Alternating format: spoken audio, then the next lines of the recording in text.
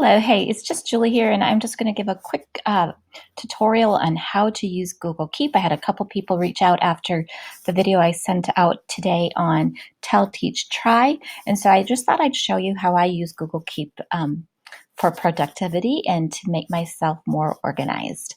So Google Keep is something that I've been using for probably the last 5, 6 years.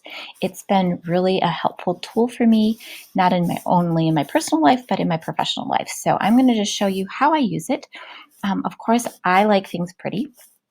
And so what I have done is I've created images for my headers. You do not have to do that at all, but I'm going to quick show you how to make a header or how to do it really quickly so that if you do want it to look a little different than just a typical note, which I'll show you what that looks like. You can do that. I do that all the time too. I don't have everything pretty, but like what I'm showing you with my arrow right here, that's just a quick note that I made. But for things that I have made that are constant, that I use over and over, I have made a quick little header. What you do is I just use Google Slides, and then I do a JPEG of it and download it onto my desktop.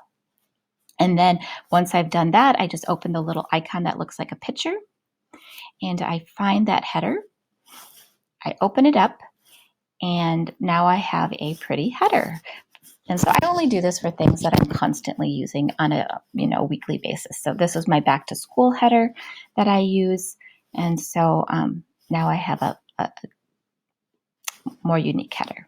So you don't have to do that, but that is one option if you want to make the headers. And I'm sure you can make them more creative than I, but I've made them pretty simple. So how I use it is I used to use it for my daily to-dos, but since Google Task has come out and is on the sidebar, I use Google Task for my to-do list, my daily to-do list.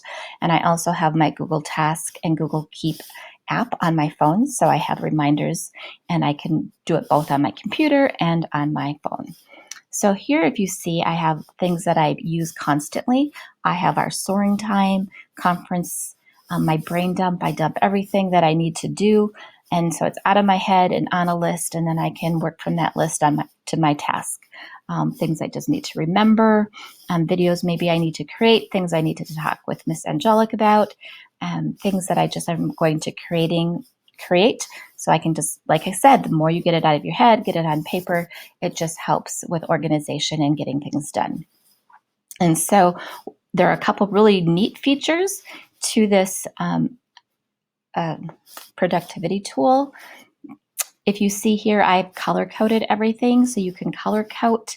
Once you have created a note, so let's look at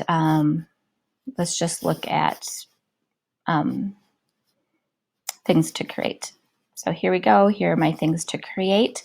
You can come down here and you click on the three little circles, and you can make it a checkbox. Or if you want to hide the checkbox, you can hide it. I want to keep it, so there you go. I've actually showed you what it looks like without a checkbox. I use this a lot for checkboxes, so I can check off as I've accomplished things. And then it goes down here so I can see my list, and then I can also clear that list but I kind of have some records of what I've done. So you can make checklists.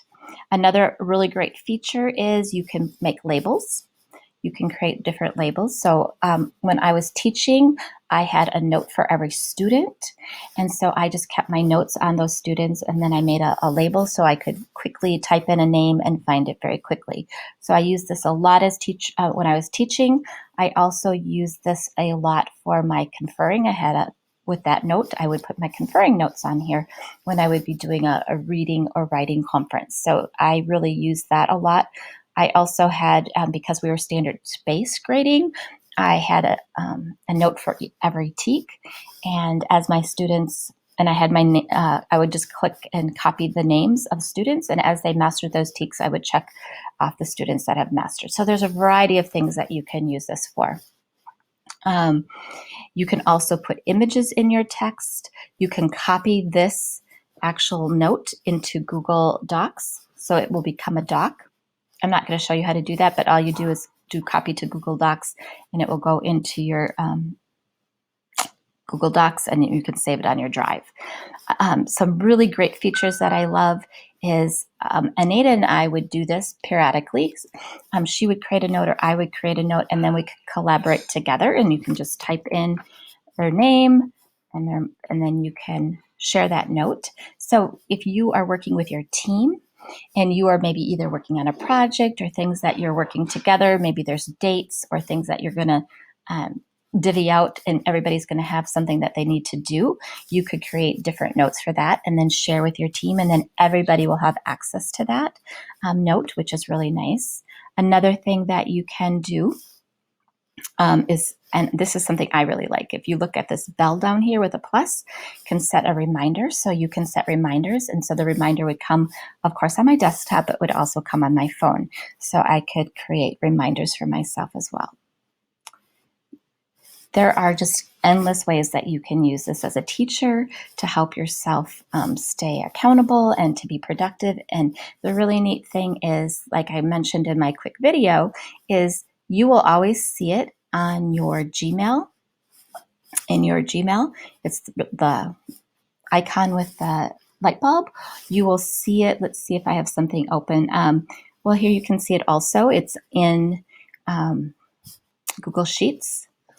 If you look over here, you'll also see it in Google Docs, and you'll also see it, or this is Google Slides, I guess, and then Google Docs. So you're going to see it all the time, so you'll have access to it. So I know we use the Google Suite so much that it just makes it a really handy tool to help you stay organized. And the great thing is you can get the app on your Android or on your iPhone, so you can also have it on your phone, which makes it also very handy. So really the sky's the limit of the things that you can do with this tool. If you have more questions or you need help, just let me know. Or if you do something really fun or you have done some really good things with Google Keep in your classroom to help you, share out on our chat. That would be great. So that's all for now, but this is just one thing that maybe will help you as you become more productive and organized in your classroom. Have a great day.